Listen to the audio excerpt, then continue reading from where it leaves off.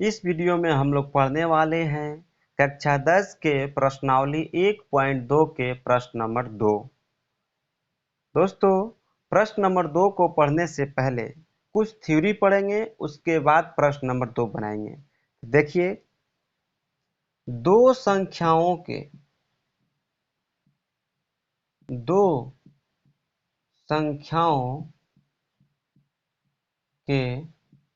गुणनफल बराबर HCF गुणा एलसीएम होता है। ये फार्मूला है। देखिए, दो संख्याओं के गुणनफल बराबर HCF गुणा एलसीएम। HCF मतलब होता है मसा, एलसीएम मतलब होता है लासा। देखिए, दो संख्याओं का गुणनफल कहने का मतलब क्या हुआ। यहाँ पर हम दो गो संख्या गुणा के रूप में है ये कह सकते हैं। देखिए, इसको इस तरीका से भी लिख सकते हैं। पहली संख्या गुणा दूसरी संख्या बराबर HCF गुणा एलसीएम। इस फार्मूला को ऐसे भी लिख सकते हैं। देखिए, यहाँ से क्वेश्चन क्या क्या करता है। क्वेश्चन कहेगा परीक्षा में कभी क्या कहेगा कि दो संख्याओं का गुणनफल इतना है और मसा इतना है, तो लसा निकालिए। दोनों संख्याओं का गुणनफल एक ही में दे देगा, तो लसा निकालना है यानी एलसीएम निकालना है। दोनों संख्याओं का गुणनफल दे दिया और मसा दे दिया, एलसीएम निकालना है। तो कैसे निकालेंगे? HCF इधर गुणा में, इधर आएगा तो क्या हो जाएगा भागा में, यानी एलसीएम बराबर क्या हो जाएगा फार्मूला। एलसीएम बराबर फार्मूला हो जाएगा दोनों संख्याओं का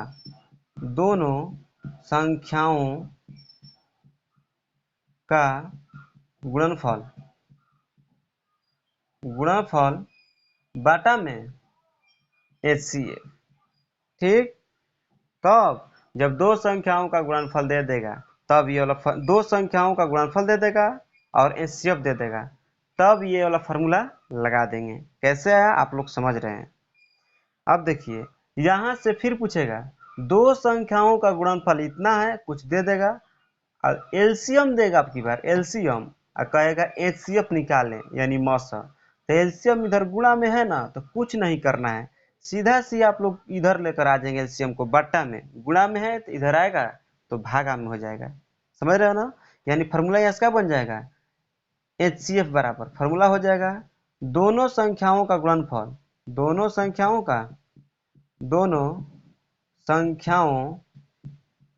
का गुणनफल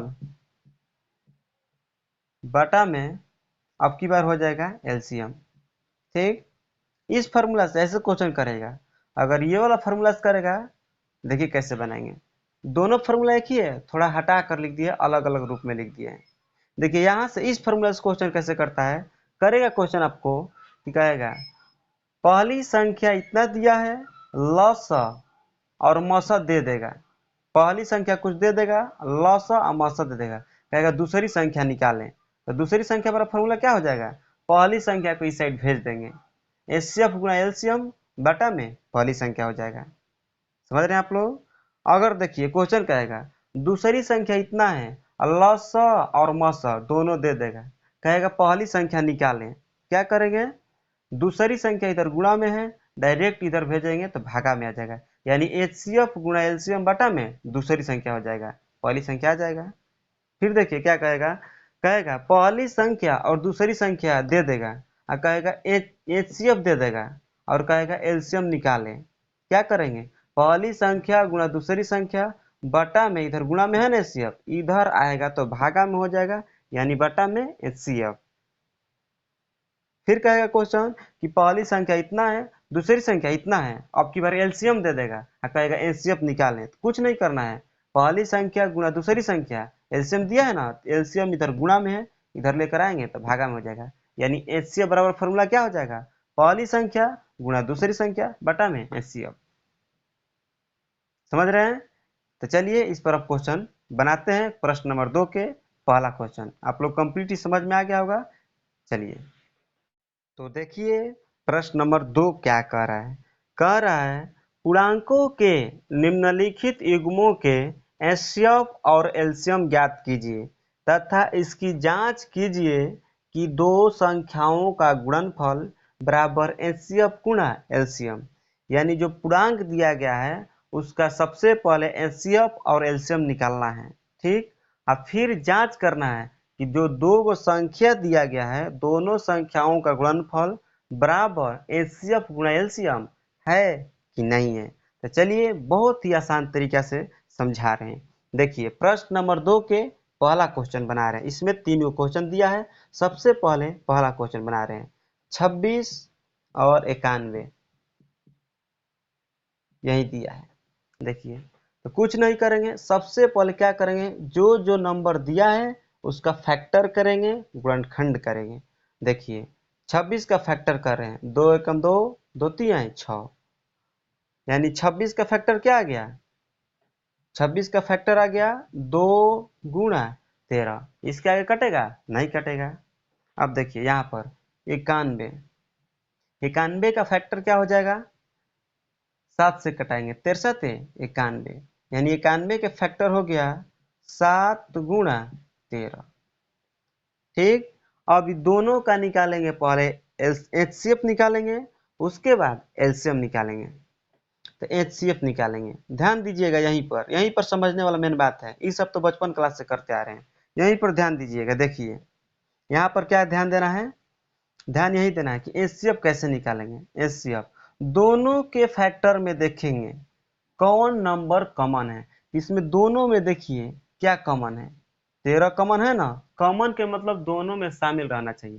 13 कॉमन है तो यहाँ पर 13 लिख देंगे, ठीक। अब फिर देखेंगे और कोई नंबर कॉमन है कि नहीं है। तो अब ध्यान देंगे तो इसमें दूसरा नंबर अब कोई कॉमन नहीं है। यदि कॉमन रहता है तो फिर गुणा करके उस नंबर को भी लिखते हैं, ठीक। लेकिन यहाँ पर दूसरा कोई नंबर कॉमन नहीं है, सिर्फ 13 कॉमन है दोनों में, यानी कि एचसीएफ क्या हो गया इसका 13 हो गया। ये कोई आंसर हो गया। एचसीएफ भी निकालना है और फिर एलसीएम भी ज्ञात करना है। तो अब एलसीएम ज्ञात करेंगे। एलसीएम ध्यान दीजिएगा, एलसीएम में क्या होता है, एलसीएम में भी देखेंगे कॉमन नंबर। तो एलसीएम में देखेंगे यहाँ पर 13 है, यहाँ पर 13 है, दोनों में 13 शामिल है ना। अब देखेंगे कि इसमें किसका पावर सबसे बड़ा है। तो पावर इसका कुछ नहीं है तो 1 है, पावर कुछ नहीं है तो 1 है, 1 है, इसका भी पावर 1 है। यदि पावर कुछ नहीं रहता है तो 1 रहता है। तो ध्यान देंगे 13 और 13 इसमें भी दोनों में है शामिल, यानी कि 13 कॉमन है ना। लेकिन लेकिन लेकिन यहाँ पर सबसे बड़ा पावर वाला लिखना है ना। यहाँ पर तो देख रहे हैं कि दोनों के पावर समान है।